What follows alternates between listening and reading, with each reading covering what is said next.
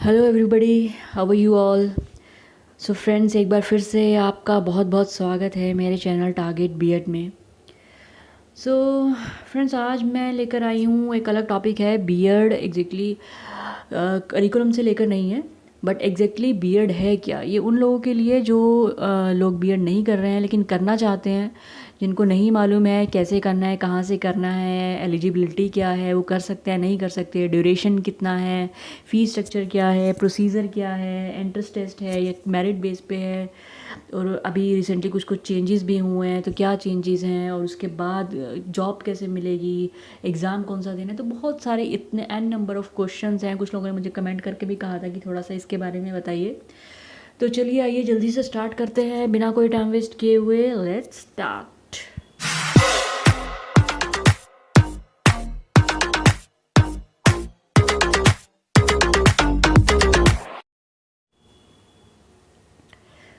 सबसे पहले BEd. BEd का फुल फॉर्म है bachelor of education. Bachelor of education ये प्रोफेशनल डिग्री है जो हमें मिलता है यूजुअली ग्रेजुएशन के बाद। यूजुअली 2 साल का होता है, पहले 1 साल को हुआ करता था। अभी रिसेंटली कुछ सालों से, आई थिंक 2016 या 14 में, मुझे एग्जैक्टली याद नहीं है, कुछ सालों से 2 साल का हो गया, लेकिन अभी 2 साल का ही है। डिस्टेंस लर्निंग से भी होता है, कॉरस्पॉन्डेंस भी होता है, रेगुलर भी कर सकते हैं, जैसा आप करना चाहें। वो डिफरेंट डिफरेंट यूनिवर्सिटीज़ वैसा करवाती हैं। आगे देख लेते हैं एलिजिबिलिटी क्या है इसका। मिनिमम जो क्वालिफ़िकेशन चाहिए आपको बीएड करने के लिए वो है ग्रेजुएशन। और भी ऑप्शन है, मैं आपको आगे बताऊंगी। ग्रेजुएशन चाहिए, परसेंटेज मिनिमम होना चाहिए कम से कम 50%, या तो ग्रेजुएशन में, और किसी वजह से ग्रेजुएशन में नहीं आ पाया है तो या फिर पोस्ट ग्रेजुएशन के बेस पे भी आप कर सकते हैं। अगर आपने पोस्ट ग्रेजुएशन किया है और उसमें 50% से अबव है तो उसके बेस पे भी कर सकते हैं। अपर एज लिमिट मोस्टली नहीं है, फिर भी हो सकता है किसी प्राइवेट इंस्टीट्यूट में कहीं पर हो, but mostly there is no upper age limit for doing BEd. Duration, अभी बात कर लेते हैं ड्यूरेशन का। वैसे तो 2 साल का ही है। Bachelor of education popularly referred as BEd is a 2 year full time degree course that is essential for candidates who are interested in pursuing a career in teaching and other related fields। जो भी teaching में जाना चाहते हैं उनके लिए 2 साल का फुल टाइम कोर्स है। डिस्टेंस लर्निंग का भी है, वो भी 2 साल का है, लेकिन अभी रिसेंटली फेब 2019 में 4 years का इंटीग्रेटेड कोर्स लॉन्च किया गया है एचआरडी के थ्रू।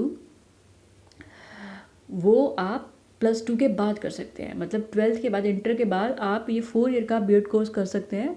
उसके अंदर क्या होगा कि आपका 1 साल बच जाएगा, आपको 3 साल का डिग्री कोर्स भी मिलेगा और आपको साथ साथ बीएड का भी डिग्री मिल जाएगा। तो 4 साल आपके लगेंगे जिसमें आपका 1 साल बच जाएगा। यूजुअली आप 3 साल ग्रेजुएशन में करते हैं और फिर 2 साल का बीएड करेंगे तो 5 साल लगेंगे। तो अगर किसी को ये कंफर्म है कि उसको टीचिंग लाइन में ही जाना है तो आई प्रेफर कि आप +2 के बाद ये इंटीग्रेटेड कोर्स कर लीजिए। इसमें आपके पास 3 ऑप्शंस रहेंगे, BA with BEd, BSc with BEd और BCom with BEd. But right now बहुत ही लिमिटेड नंबर ऑफ़ कॉलेजेस हैं जो ये इंटीग्रेटेड कोर्स करवा रहे हैं। तो अगर आप ये करना चाहते हैं तो उसके लिए आपको सर्च करना पड़ेगा कि कौन कौन से इंस्टीट्यूट्स हैं जो ये इंटीग्रेटेड कोर्स करवाते हैं। अभी है हमारा प्रोसीजर, एडमिशन प्रोसीजर क्या है अगर बीएड में एडमिशन लेना चाहते हैं। तो यूजुअली एंट्रेंस एग्ज़ाम होता है इसका। कुछ कुछ इंस्टीट्यूट मेरिट बेस पे भी ले लेते हैं, बट ज़्यादातर 85% आपका एंट्रेंस बेस पे ही है। यूनिवर्सिटीज़ अपना खुद का एंट्रेंस टेस्ट लेती हैं बीएड में एडमिशन के लिए। और इसके जो एंट्रेंस एग्ज़ाम के जो फॉर्म्स हैं वो यूजुअली फेब से लेकर के अगस्त तक डिपेंड करता है। कुछ यूनिवर्सिटीज़ इसको फेब मार्च में निकालती हैं, कुछ मई जून में निकालती हैं, कुछ जुलाई अगस्त में निकालती हैं।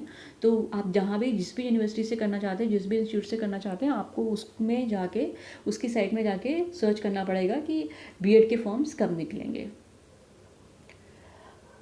जो एंट्रेंस एग्ज़ाम होता है बीएड का मेनली 5 सेक्शंस में डिवाइड होता है। जनरल नॉलेज आता है, वर्बल एप्टीट्यूड आता है, टीचिंग एप्टीट्यूड आता है, लॉजिकल रीजनिंग आता है, क्वांटिटेटिव एप्टीट्यूड आता है। देखिए, अगर मैं एंट्रेंस एग्ज़ाम की बात करूं तो बहुत ज़्यादा डिफिकल्ट नहीं होता है, लेकिन आपको थोड़ा फोकस स्टडी करना पड़ेगा इसका। प्रीवियस ईयर पेपर्स देखिए, पैटर्न्स देखिए किस तरह से आ रहा है और उस बेस पे अपना तैयारी का एक शेड्यूल बनाइए।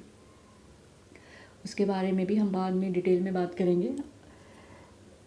एंट्रेंस एग्ज़ाम के बारे में अभी हम देख लेते हैं। फ़ीस स्ट्रक्चर यूजुअली अगर आप प्राइवेट इंस्टीट्यूट से करते हैं तो 1 लाख से 2 लाख तक आपका खर्चा आ सकता है। डिपेंड करता है institute to institute, university to university depend करता है।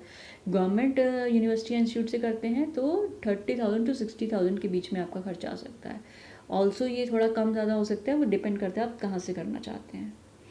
अच्छा, अभी आपने बीएड कर लिया, बीएड करने के बाद अगर आपको गवर्नमेंट जॉब में जाना है, प्राइवेट जॉब में जाना है, उसके लिए टेट का एग्ज़ाम इतना ज़रूरी नहीं है, बट गवर्नमेंट जॉब में जाना है तो उसके लिए टेट इज़ कंपलसरी। टेट का मतलब क्या है? Teacher eligibility test. ये आपको क्लियर करना पड़ेगा। पहले आप अपना बीएड कंप्लीट करेंगे, उसके बाद टेट का एग्ज़ाम होता है। minimum qualification required for a person to be eligible for appointment as a teacher for class 1 to 8. The test is mandatory for teaching jobs in Indian government schools. ठीक है। TAT is conducted both by the central and the state governments. Central government भी अपना अलग करवाती है TET का exam, और state governments अपना यूजुअली अलग अलग स्टेट अपना अलग अलग एग्ज़ाम्स करवाते हैं टैट का। सेंट्रल लेवल पे जो होता है वो होता है CTET, central teacher eligibility test. जो भी इसमें पास होते हैं they can teach from 1 to 8 in schools under, जो आप अगर आप KVs में पढ़ाना चाहते हैं, NVS में पढ़ाना चाहते हैं, कि किसी भी सेंट्रल या स्टेट गवर्नमेंट के गवर्नमेंट स्कूल में पढ़ाना चाहते हैं तो आपको ये क्लियर करना पड़ेगा टैट का एग्ज़ाम। ठीक है। अभी देख लेते हैं PGT, TGT, PRT ये क्या है। इसमें भी लोगों को बहुत कन्फ्यूजन रहता है कि ये क्या है। ये एक्चुअली टाइटल्स हैं जो दिए जाते हैं। अगर आप पोस्ट ग्रेजुएट टीचर है तो वो PGTs कहलाते हैं, ट्रेन ग्रेजुएट टीचर हैं TGTs कहलाते हैं, प्राइमरी टीचर हैं तो वो PRT कहलाते हैं। PGTs क्या होते हैं? यूजुअली 12th क्लास तक आप पढ़ा सकते हैं अगर आप PGT है। उसका मतलब है कि अगर आपने पोस्ट ग्रेजुएशन किया हुआ है, उसके साथ साथ आपने बीएड भी किया हुआ है, और उसमें आप जो भी सब्जेक्ट आपको पढ़ाना चाहते हैं वो एटलीस्ट आपने ग्रेजुएशन या पोस्ट ग्रेजुएशन लेवल पे पढ़ा होना चाहिए। और उसकी भी अलग अलग यूनिवर्सिटीज़ के अलग अलग एग्ज़ाम्स, जो जहाँ भी आप जो भी आप टैट एग्ज़ाम क्लियर कर रहे हैं उनके भी अलग एग्ज़ाम होते हैं। जैसे अगर आप KV का एग्ज़ाम देते हैं तो उनका भी अलग एग्ज़ाम होता है, KV का PGT का अलग एग्ज़ाम होता है, PRT का अलग एग्ज़ाम होता है, तो उसकी भी अलग अलग एलिजिबिलिटी है। उसमें आपको आई थिंक 50% चाहिए होते हैं उसी सब्जेक्ट में जो सब्जेक्ट आप पढ़ाना चाहते हैं, इंडिविजुअली भी और एग्रीगेट भी। ट्रेन ग्रेजुएट टीचर्स क्या होते हैं? आपको एटलीस्ट ग्रेजुएट होना चाहिए और उसमें बीएड आपका क्लियर होना चाहिए, और वो आप उसी सब्जेक्ट में आपका ग्रेजुएशन होना चाहिए जो सब्जेक्ट आप पढ़ाना चाहते हैं। 6 to 10th लेवल तक आप पढ़ा सकते हैं। प्राइमरी टीचर्स हैं आपके जो 1 to 5th क्लास तक पढ़ा सकते हैं।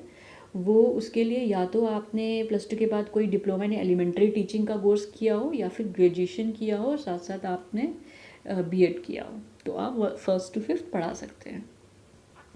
ठीक है, ये थी कुछ पॉइंट्स। इसके अलावा भी अगर कुछ ऐसे पॉइंट्स हैं जो आप जानना चाहते हैं, कुछ आपके मन में डाउट्स हैं जो आप क्लियर करना चाहते हैं, आप मुझे कमेंट करके पूछ सकते हैं। मैं पूरी कोशिश करूँगी उन्हें क्लियर करने की।